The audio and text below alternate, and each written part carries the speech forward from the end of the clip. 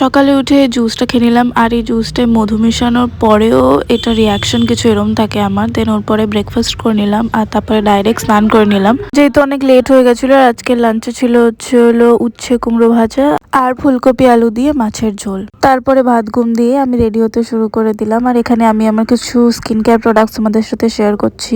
এই বছরের প্রথম বিয়ের ইনভিটেশন পেয়েছি। সত্যি কথা বলতে এই টাইমেও আমি ডিসাইড করে উঠতে পারিনি যে আমি কি পরবো, বাট আমি এইটুকু ভেবেছিলাম যে আমি শাড়ি পরবো। তাই বললাম স্কিন কেয়ার করে তারপরে আমি একেবারে শাড়ি চুজ করতে লাগবো। ওটা করতে করতে অনেকটা দেরি হয়ে গেছিলো।